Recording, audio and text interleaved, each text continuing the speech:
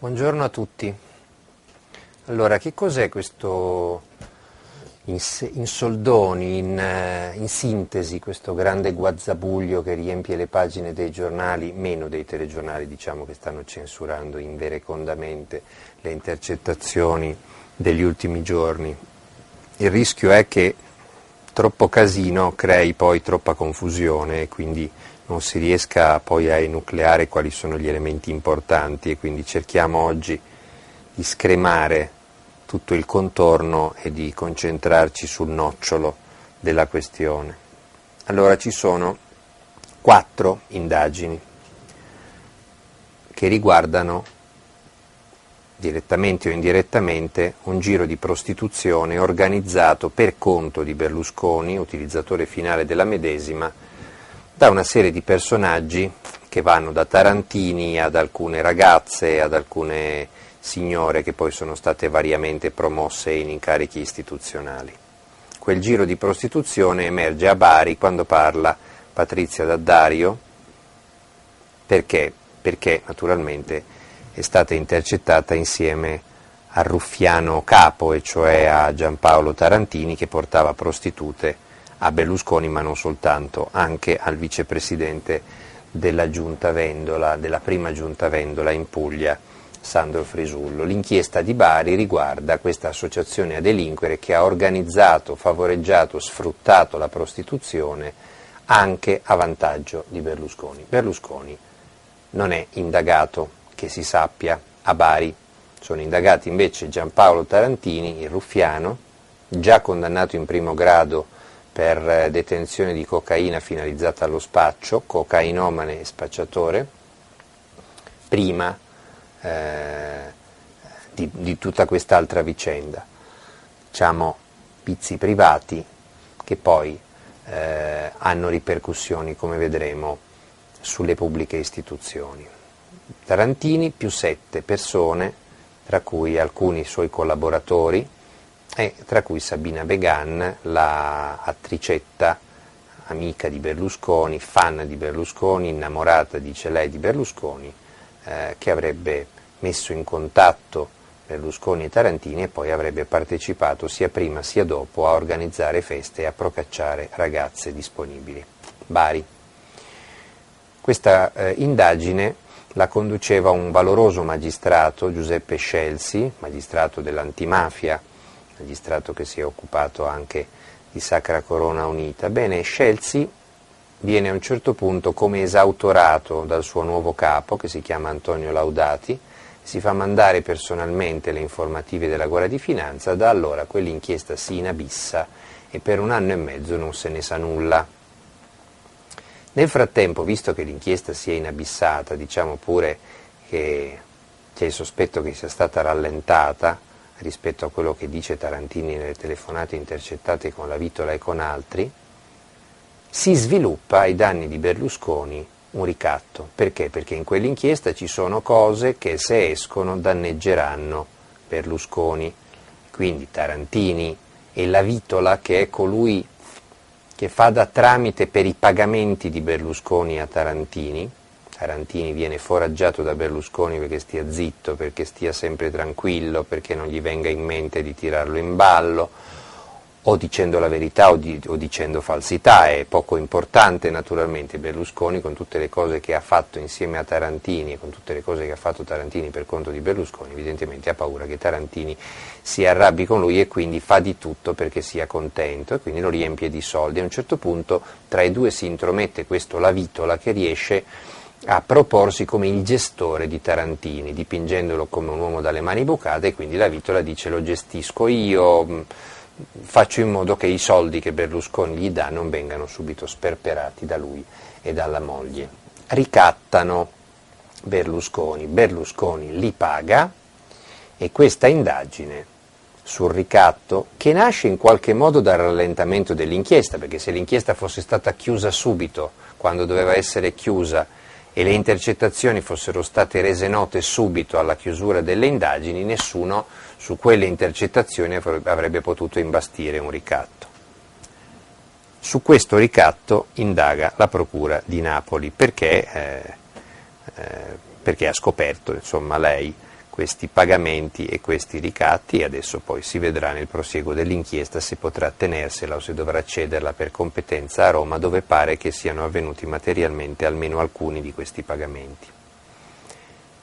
Intanto però dalle intercettazioni di Napoli tra La Vittola e Tarantini viene fuori appunto che forse l'inchiesta è stata rallentata da quando è arrivato il nuovo procuratore capo, Laudati, e quindi ecco che per indagare sul procuratore di Bari non può essere la procura di Bari, la legge stabilisce che sia la procura più vicina, e cioè la procura di Lecce, quindi c'è la procura di Lecce che sta indagando su eventuali rallentamenti impressi all'inchiesta di Bari, rallentamenti che hanno consentito alla Vittola e a Tarantini di ricattare Berlusconi, inchiesta a Napoli. E poi la quarta inchiesta è quella di Milano che riguarda i fatti successivi, cioè i fatti di prostituzione che seguono all'arresto di Tarantini di 2 anni fa.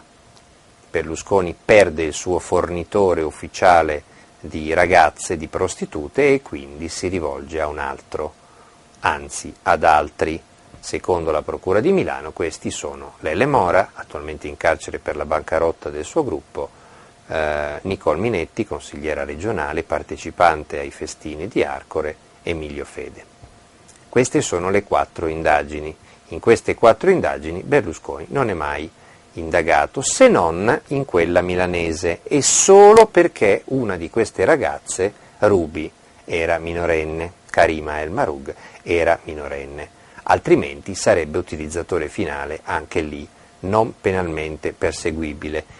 La presenza di una minorenne e la telefonata disperata in questura per farla liberare, secondo la Procura di Milano, costituiscono il reato di prostituzione minorile e di estorsione ai danni dei funzionari della questura, per fare in modo che i funzionari della questura venissero meno al loro dovere di trattenere e di affidare a una comunità la ragazza, e invece la liberassero subito consegnandola nelle mani della Minetti, che poi la ributtò nel giro della prostituzione riconsegnandola alla sua ospitante, cioè la famosa brasiliana Michelle Conceição. Quindi Berlusconi è indagato, anzi imputato con rito immediato a Milano per prostituzione minorile e per estorsione alla questura.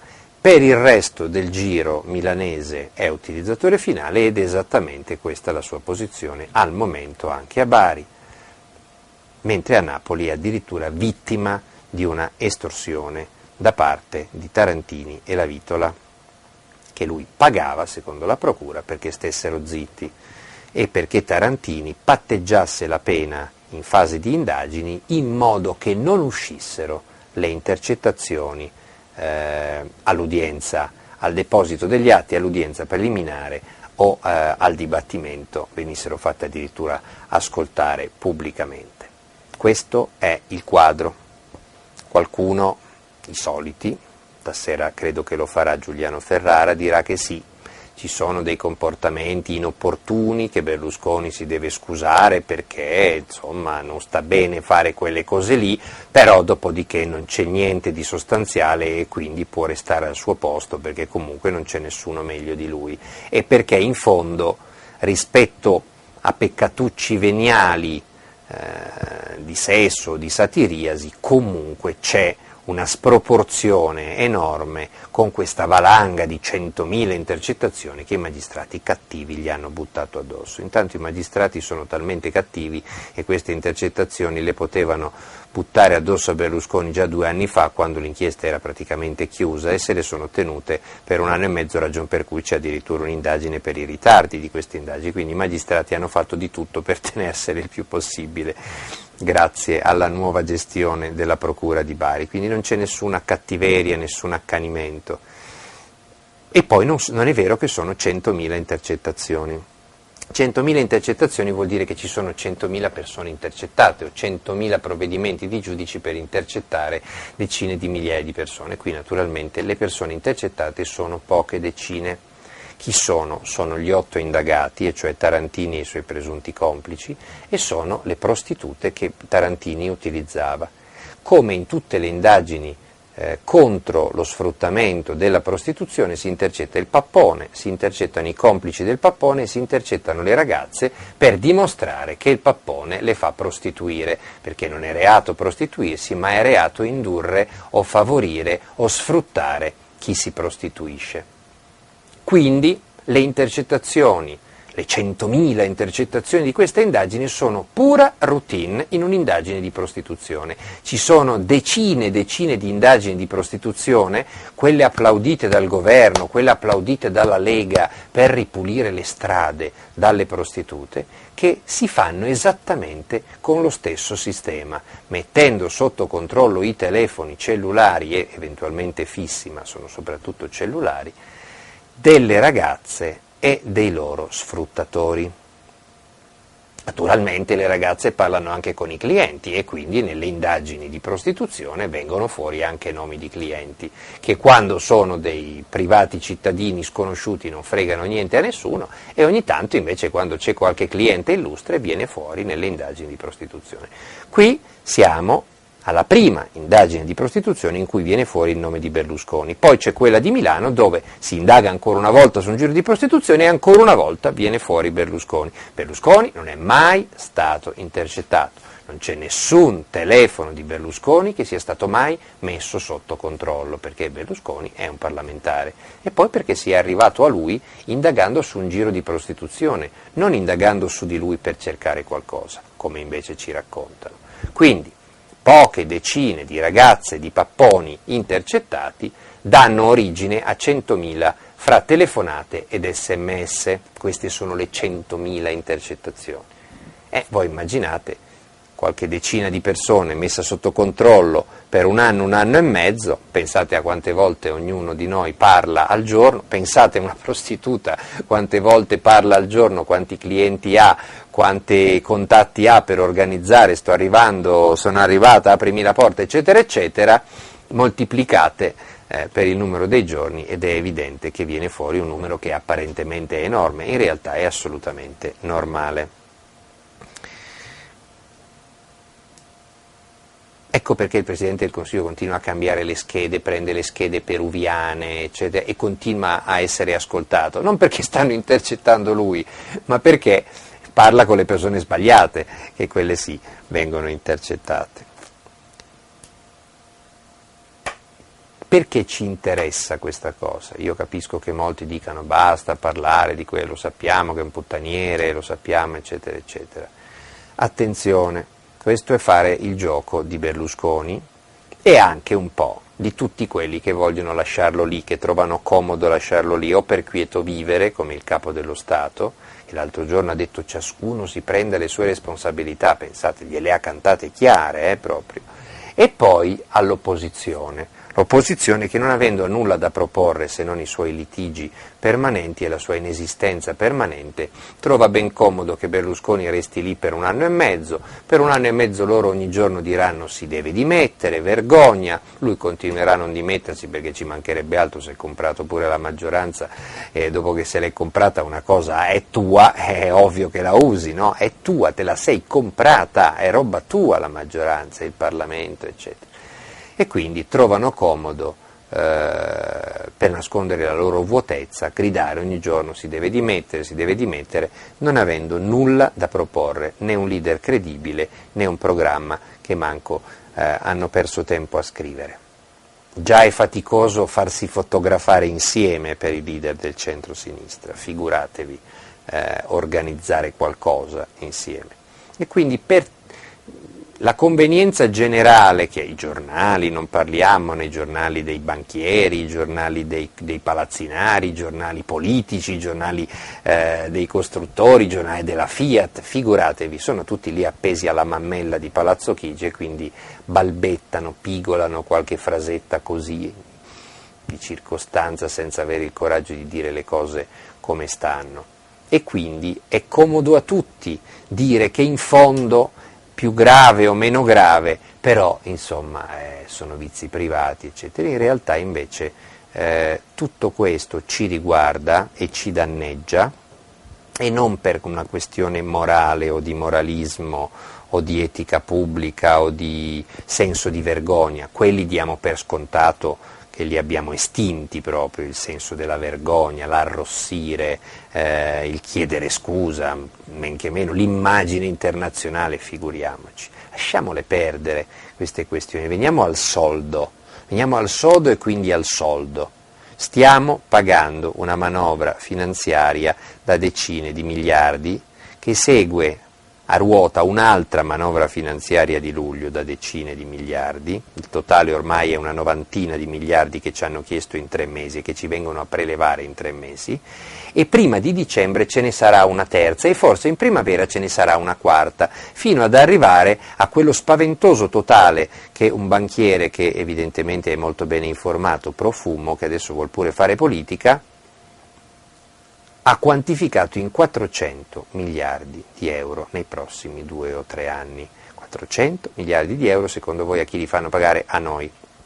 Ecco, noi dovremmo concentrarci sugli aspetti soldi di questa vicenda, perché purtroppo ci sono, anche se i giornali, non dico le televisioni, fanno a gara a nasconderli. Intanto, primo, il Presidente del Consiglio è amico, fino a diventare ostaggio, di un signore Tarantini, che è un cocainomane, spacciatore di cocaina, che diventa ruffiano e organizzatore di prostitute apposta per lui. Perché? Perché stufo di corrompere i funzionari della sanità pugliese per piazzare le sue protesi ortopediche, perché questa era la sua attività fino a qualche anno fa, decide di mettersi in grande, di allargarsi, e che cosa fa?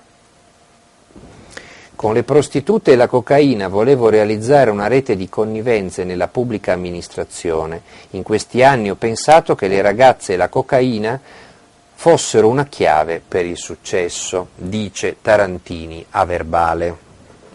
Quindi non è un pappone per sua natura o per sua professione. Diventa pappone per fare qualcos'altro, cioè per fare soldi a spese nostre. Come? Entrando nei grandi business. Naturalmente se entrasse, che ne so, nelle gare d'appalto per la costruzione di questa o quell'opera pubblica, dovrebbe presentare una proposta, un'offerta, partecipare a una gara. E come fa a partecipare a una gara uno che ha problemi di droga, indagini per spaccio, indagini per corruzione? C'è un limite anche in Italia. E poi quale background ha uno che si occupava di protesi sanitarie per entrare nelle grandi opere di costruzioni? Ecco perché sceglie 2 settori in cui gli appalti si danno senza gara, segretamente per ragioni di sicurezza nazionale, protezione civile, Finmeccanica. Ok? Questo ci interessa. Berlusconi chiama Tarantini mentre è in auto con Bertolaso e glielo passa, e Bertolaso, lui presente, gli dà appuntamento. E Tarantini, accompagnato da un imprenditore di area dalemiana, un certo Intini, si presenta a Bertolaso e Bertolaso gli dà retta e poi lo dirotta sulla Finmeccanica. Si progettano in quei mesi varie commesse, vari contratti, nei quali, su pressioni continue di Berlusconi, prima su Bertolaso e poi soprattutto su Guarguaglini, Pierfrancesco Guarguaglini, il padrone praticamente di Finmeccanica, soldi nostri naturalmente, può entrare Tarantini in questi affari. Tarantini si mette insieme a una plotone di personaggi trasversali che vanno da Paolo Berlusconi per coprirsi da una parte a Intini e De Santis, che sono invece di area dalemiana. De Santis è quello che va in barca con D'Alema, in ferie con D'Alema. Che cosa vogliono arraffare? Beh, si parla per esempio di di una partecipazione societaria nella Cellproc, che è una consortile a capitale pubblico, per un business con la protezione civile e Finmeccanica, dove il governo ha già destinato 280 milioni di euro. Opere per la protezione civile e il territorio. E poi volevano l'affidamento dalle controllate di Finmeccanica di 12 appalti da 51 milioni di euro, posa di cavi di fibra ottica nelle Marche, ampliamento della rete Isoradio, fornitura di apparecchiature per il monitoraggio dei terremoti, pensate in quali mani. Infatti Tarantini esultava per il terremoto, un po' come quegli altri imprenditori. Componenti di ponte radio alla protezione civile, beni e servizi al vertice del G8 dell'Aquila. A questo puntavano, e poi puntavano a un gasdotto tra l'Albania e l'Italia, e poi a un progetto ancora molto fumoso di sorveglianza elettronica dell'intero paese dell'Italia. Questo era il menù che si erano predisposti e del quale si parlava e che sarebbe andato in porto, come sempre vanno in porto questi malaffari in Italia, se i magistrati non fossero intervenuti 2 anni fa ad arrestare Tarantini, la prima volta, quando fu arrestato per corruzione e prostituzione, non adesso che è stato arrestato di nuovo a Napoli per il ricatto. Questi erano i soldi nostri che dovevano finire in quelle tasche, naturalmente coperto a sinistra, coperto a destra. Perché? Perché Tarantini è trasversale e del resto le prostitute le portava a Berlusconi, ma le portava anche a Frisullo, uomo di D'Alema, dentro la giunta Vendola. C'è sempre D'Alema quando c'è uno scandalo di Berlusconi, proprio una garanzia assoluta. Primo giorno viene fuori Berlusconi, il secondo giorno viene fuori Dell'Utri, il terzo giorno viene fuori D'Alema. Questa è una costante di molti scandali di questi anni.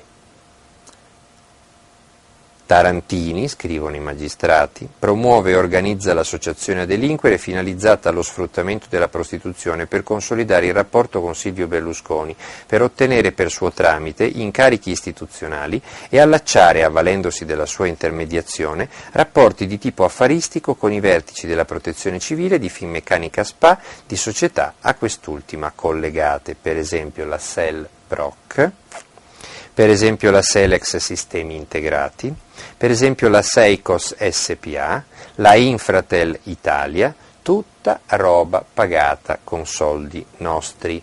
Dopo questi scandali si sono già dovuti dimettere il direttore commerciale della Finmeccanica Paolo Pozzessere, perché nell'inchiesta di Napoli si sente parlare di corruzioni internazionali per assicurarsi commesse estere, e poi un altro dirigente di società del gruppo Finmeccanica, un certo Metrangolo, che risulterebbe addirittura utilizzatore finale di alcune ragazze dell'harem di Tarantini. Soldi nostri. Dimenticavo che si è scoperto da questa inchiesta che era Tarantini diventato consulente di Finmeccanica, soldi nostri, ed era consulente di Finmeccanica per l'estero, per il Centro e Sud America, anche la Vitola, il direttore dell'Avanti, il giornale inesistente che ci è costato negli ultimi anni 15 milioni di euro. E poi una certa Debbie Castaneda, Miss Colombia, amica di Berlusconi, consulente di Finmeccanica, anche lei, e anche l'avvocato Castellaneta, un noto professionista barese, nella cui masseria ogni tanto va a trascorrere un po' di relax Massimo D'Alema, tutti consulenti di Finmeccanica. Protezione civile, Finmeccanica, bell'ambientino, droga, corruzione, prostitute, e poi uso sistematico di beni e soldi pubblici per pagare la corruzione o per pagare la prostituzione o per pagare il silenzio su questo giro di prostituzione. L'abbiamo detto 1000 volte, ma lo dobbiamo ripetere, a noi quello che fa Berlusconi a letto non interessa, ci interessa però quello che fa subito dopo, di giorno, per coprire quello che ha fatto la notte, pagando gente, ricattatori per conto nostro, oppure pagando semplicemente, sempre con soldi nostri, e le prostitute e i papponi per ricompensarli. Se si pagasse tutto da solo e non ci fossero conseguenze pubbliche, anche una vagonata al minuto potrebbe portarsi a casa. Il problema è che subito dopo i suoi fatti privati diventano fatti pubblici, perché di riffa o di raffa poi alla fine le donne le fa sempre pagare a noi.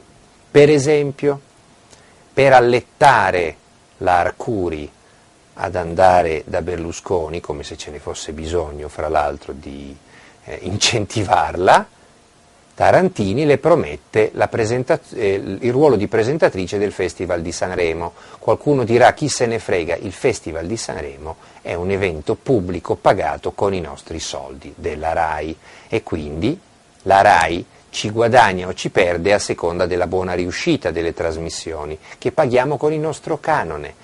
E se a presentare Sanremo ci va qualcuno bravo, magari il nostro canone è ben investito. Se invece ci va qualcuno scelto per altri motivi, tipo questo, è un problema. Sanremo, appalti alla protezione civile, contratti, commesse e consulenze con Finmeccanica. Poi c'è un viaggio in Cina, un viaggio ufficiale di Berlusconi in Cina. Una volta ci fu la polemica e Grillo se la ricorda, perché fu cacciato dalla RAI per aver fatto una battuta, per il viaggio in Cina di Craxi, con al seguito nani, ballerine, fidanzate, amanti di questo e di quell'altro papavero socialista. Stavolta, nel viaggio di Berlusconi in Cina, sull'aereo presidenziale vola, con visto diplomatico ottenuto in 4 ore, Giampi Tarantini. Noi, in quel viaggio, siamo stati rappresentati da Berlusconi, che già è un problema, e da Tarantini, col visto diplomatico, uno spacciatore di cocaina, organizzatore di prostituzione, che rappresenta diplomaticamente l'Italia durante una missione ufficiale in Cina. Ci sono poi, al seguito del Cavaliere, in questi viaggi ufficiali, 2 ragazze, chiamiamole così, senza aggiungere aggettivi, diciamo disponibili, che vengono spacciate per segretarie e così possono viaggiare con lui. E chi paga? Poi ci sono voli di Stato sui quali, presente Berlusconi o assente Berlusconi, ci sono però questi harem semoventi che vanno e vengono, e i voli di Stato li paghiamo noi. C'è poi, a questi festini, un'idea di Berlusconi. Dice: invitiamo Del Noce e Rossella, presidente di Rai Fiction, Del Noce, ex direttore di Rai 1, Rossella, presidente di Medusa, la casa cinematografica di Mediaset, quindi Del Noce lo paghiamo noi, Rossella lo paga Berlusconi. Li invitiamo tutti e 2, così le ragazze capiscono che poi possono lavorare, perché Rossella e Del Noce possono far lavorare chiunque nel mondo dello spettacolo e del cinema e della fiction, e quindi quelle vengono più volentieri. Del Noce, dirigente RAI, da quello che risulta dalle intercettazioni, viene usato come esca per lanciare l'amo e prendere più ragazze. Perché? Perché noi abbiamo il potere di farle lavorare, solo che se le fa lavorare Rossella le paga Berlusconi, se le fa lavorare Del Noce le paghiamo noi. E sono attrici selezionate nel lettone del Presidente del Consiglio, non in un normale provino. Poi Berlusconi dice: c'è anche una giornalista RAI e una giornalista Mediaset dello sport che vengono. Bene, la giornalista RAI penso che la paghiamo noi. Poi ci sono dei malavitosi che vengono a sapere di queste cose. Perché? Perché Maristel Polanco, una delle frequentatrici di Arcore e dell'Olgettina, un giorno riceve in prestito da Nicole Minetti, consigliera regionale, anche lei partecipante a quelle feste, la macchina della Minetti, credo fosse una Mini o forse un SUV, non ricordo. Su quella macchina il fidanzato della Polanco, brasiliana, si fa beccare con 13 kg e passa di coca, che vengono sequestrati e lui viene arrestato. E dalle intercettazioni risulta che Berlusconi dice alla Minetti di denunciare il furto dell'auto per fare finta che l'auto gliel'hanno rubata e che quindi quello sorpreso con la coca in macchina non è il fidanzato della sua amica che frequenta Arcore, ma è un ladro di auto. Adesso questo è stato arrestato, ovviamente, credo che si beccherà anche una discreta condanna, perché andare in giro con 13 kg di coca nel bagagliaio della macchina prestata da una consigliera regionale è un problemino, ma è un problemino pubblico, perché quando si viene in contatto con quegli ambienti della prostituzione e della droga è evidente che poi le notizie girano. E la Polanco al suo fidanzato glielo raccontava quello che andava a fare a casa di Berlusconi. E quindi anche nel giro della malavita del traffico di droga si sa che cosa fa il Presidente del Consiglio, e se qualcuno decidesse di approfittarne per chiedergli qualcosa in cambio del silenzio, come hanno fatto la Vitola e Tarantini, noi avremmo il Presidente del Consiglio non più come un tempo amico della criminalità organizzata, ma addirittura sotto scacco della criminalità organizzata. Esattamente come avviene per una delle ragazze che frequentavano Palazzo Grazioli, barese anche lei, una di quelle che andarono con la D'Addario, che, poveretta, era fidanzata con un malavitoso, evidentemente parlava e le avrà raccontato di quello che ha fatto e di quello che avveniva a Palazzo Graziosi, un malavitoso barese. Anche la malavita barese sapeva quello che avveniva nel dorato mondo di Palazzo Grazioli. E poi c'è un complice di Tarantini che a un certo punto, persino lui schifato da quello che vedeva, disse: io non ne posso più di questo vecchio rincoglionito, io uno di questi giorni filmo tutto e mando i filmati a Santoro, perché ovviamente era la trasmissione più odiata da Berlusconi, quindi si vede che voleva fare un dispetto a Berlusconi, voleva mandare dei filmati. Questo poi non è avvenuto naturalmente, nessun filmato è arrivato a Santoro, ma pensate se per caso questo signore ha deciso di filmare e poi di chiedere qualcosa per non mandare a nessuna trasmissione o per non mettere semplicemente in rete il filmato. Ecco altre potenzialità di ricatto, ecco altri condizionamenti che poi alla fine si riverberano sulla ricattabilità e quindi sulla libertà di movimento del nostro Presidente del Consiglio. Pensate poi al ruolo di La Vitola nel sistemare non dei marescialli della Guardia di Finanza amici suoi, dei generali di massimo livello. Ottobre 2009, La Vitola chiama con le solite schede sudamericane Berlusconi. Berlusconi dice: pronto Walter? E lui: Presidente, come sta? Come sto? Lui comincia con la solita pippa: ho tutti contro, ho una cosa che pende sulla testa di 750 milioni, la cosa della Mondadori, dall'altra parte ho dei giudici che mi odiano, che sono dei criminali del Palazzo di Giustizia di Milano, hanno già ricominciato a muoversi con la Corte Costituzionale che gli ha dato il via libera per tornare alla caccia all'uomo, gli hanno bocciato il legittimo impedimento, no, il lodo Alfano. Ottobre 2009 era stato appena bocciato il lodo Alfano.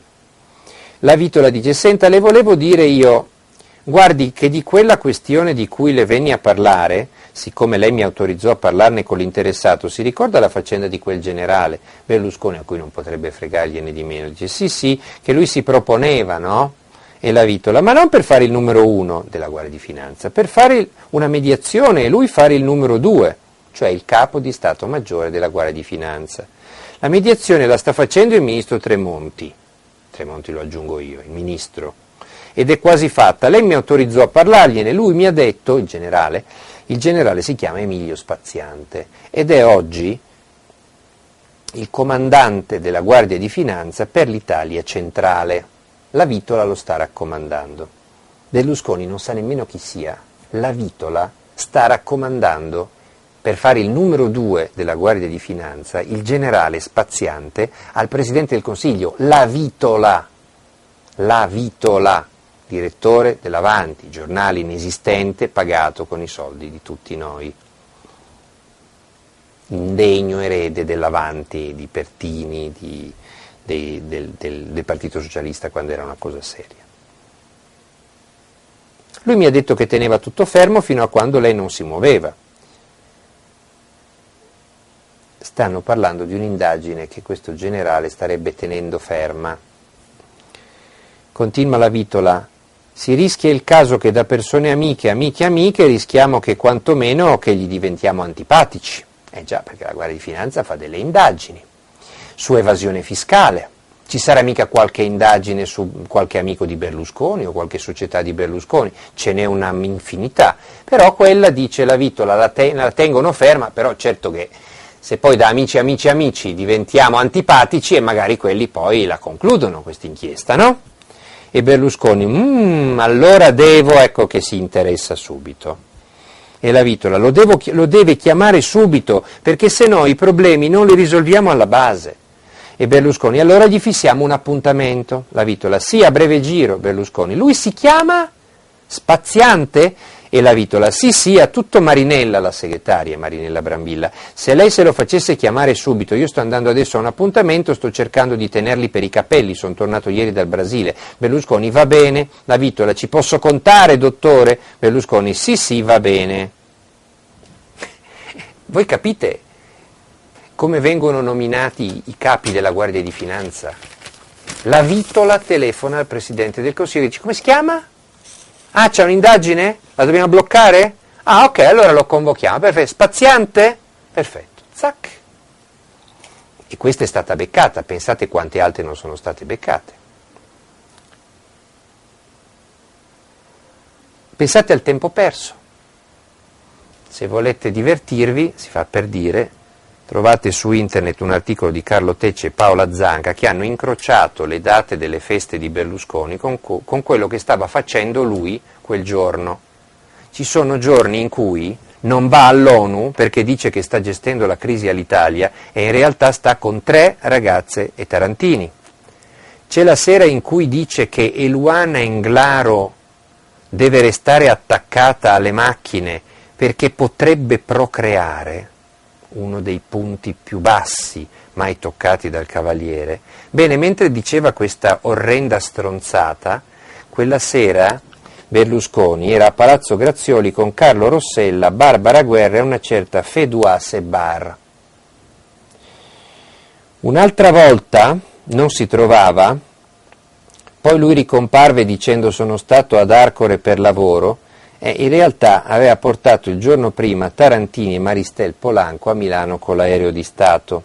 E un'altra volta, in piena crisi finanziaria mondiale, dopo un Consiglio dei Ministri straordinario, non aveva fatto di meglio che andarsene al bagaglino e poi a Palazzo Grazioli con Barbara Guerra e una certa Ioana Visan.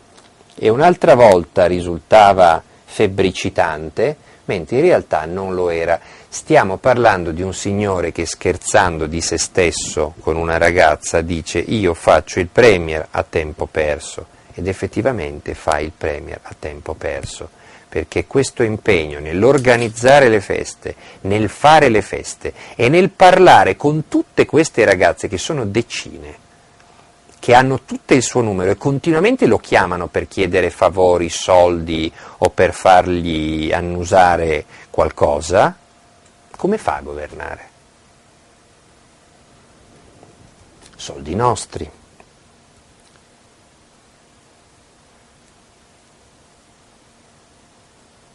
Ci sono deputate ed eurodeputate accusate di avere aiutato Tarantini a organizzare queste feste, anche se non sono indagate. Una si chiama Elvira Savino, alle cui nozze pare che Berlusconi abbia incontrato Tarantini. L'altra eurodeputata, Licia Ronzulli, che era quella che smistava il traffico delle ragazze a Villa Certosa, la loro sistemazione nei vari bungalow, i viaggi sugli aerei blu. Poi ci sono gli affari trasversali di cui abbiamo parlato con alcuni amici di D'Alema e altri di Berlusconi. Poi ci sono le confidenze a cui si abbandona questo signore scriteriato dopo i vertici internazionali.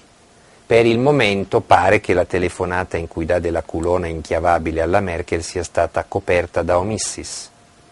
Il Corriere scrive che c'è il sospetto che questo sia avvenuto dopo un vertice a Parigi con Sarkozy, la Merkel e Brown il 28, credo, ottobre del 2009. Poi c'è un imitatore del bagaglino che viene portato a queste feste per fare Sarkozy. È chiaro che se io, privato cittadino, voglio fare l'imitazione di Sarkozy, sono liberissimo di farla, ma un Presidente del Consiglio che passa il suo tempo a prendere in giro gli altri capi di governo e di Stato e a insultarli telefonicamente, è evidente che espone non solo se stesso, ma il suo paese a conseguenze.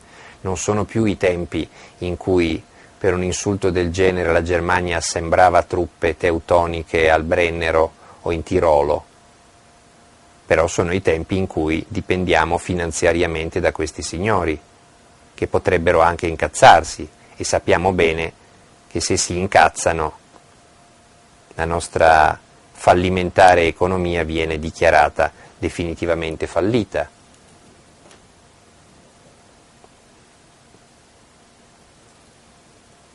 Poi ci sono i ricatti, poi ci sono le bugie per coprire i ricatti, poi ci sono le fughe all'estero per non andare agli interrogatori, poi ci sono le fughe dall'estero, perché? Perché doveva andare all'ONU oggi, no? Non c'è andato perché ha paura di incontrare qualcuno dei capi di Stato che non lo vogliono più incontrare. Addirittura Erdogan, il premier turco, non lo vuole incontrare. Risulta dalle intercettazioni anche questo. Il turco si vergogna di noi. Noi non ci vergogniamo di noi, come ha detto ieri sera la Littizzetto, ma il turco si vergogna di noi, e se si vergogna il turco pensate agli altri. E poi ci sono le leggi bavaglio per non far uscire roba come questa.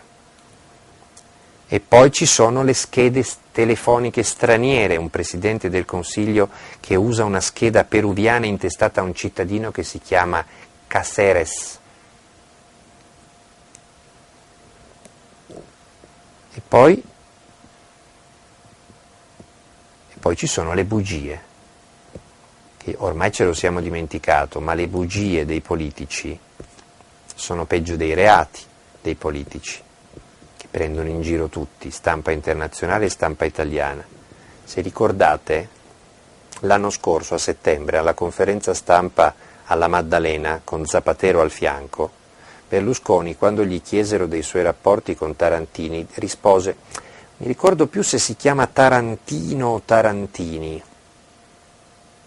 Faceva finta di confonderlo con Quentin Tarantino, cioè lo trattava come uno sconosciuto, davanti alla stampa di tutto il mondo, la quale adesso apprende che lui ha versato a Tarantini 800.000 euro, con uno stipendio mensile di 20.000 e un forfait di 500.000, e ci ha spiegato che era un amico talmente intimo e talmente in difficoltà economiche per colpa di quei giudici maledetti che gli vogliono impedire sia di fare il trafficante di cocaina e sia il trafficante di prostitute. Guardate che sono tremendi questi magistrati, lo perseguitano, gli vogliono impedire di fare lo spacciatore e pure di fare il pappone, ma guarda un po', ce l'avranno mica con lui. E quindi, ridotto in miseria dal fatto di non poter più esercitare onestamente il traffico di droga e di prostitute, minacciava il suicidio, e piuttosto che mandarlo a lavorare, lo stipendiava lui, oltre ad avergli fatto avere i contatti con la protezione civile, con Finmeccanica e la consulenza con Finmeccanica. Pagava la casa su via Veneto e poi ai Parioli. Poi quest'estate era a Cortina, il bisognoso Tarantini. Ma non si ricordava nemmeno come si chiamava 6 mesi fa davanti a Zapatero. Adesso addirittura ci dice che era un amico che lui doveva aiutare perché temeva che facesse degli atti autolesionistici, tipo suicidarsi. Ma figuratevi se Tarantini si suicida, ma non è mica scemo. con tutti i soldi che gli ha dato questo qua e con tutti i soldi che potrà spillargli vita natural durante. La menzogna sui soldi. E Berlusconi nega addirittura di essere ricattato, dicendo a tutto il mondo: io ho aiutato un signore in difficoltà. Purtroppo la sua segretaria lo smentisce, perché dice che Berlusconi le ordinava di pagare un altro peruviano, un certo Juanín, che andava a prendere le buste a Palazzo Grazioli dalla segretaria del Presidente del Consiglio per portarle alla Vitola, che poi doveva smistarle a Tarantini, e Berlusconi era infastidito da questo La Vitola e da questo Tarantini. Ma come infastidito? Non li voleva aiutare generosamente perché temeva il peggio? E perché l'avvocato Ghedini e l'altro avvocato Perroni dicono di avere sconsigliato Berlusconi di fare quei versamenti e che Berlusconi tentò addirittura di riprenderseli indietro? Ma se erano degli atti di liberalità, perché sconsigliarlo? E se erano degli atti di liberalità, perché non farli ufficialmente? Quando aiuti qualcuno, perché ti dovresti vergognare? E perché avvenivano in nero? E da dove attinge lui quei fondi neri? E com'è possibile che in questo paese sia vietato fare passaggi di denaro in contanti? Fino all'altro giorno era sopra i 5.000, adesso è diventato la metà, mentre lui può fare passaggi di denaro in contanti e in nero per 700.000 euro. Lui che vuole impedire a noi di farli sopra i 2.500.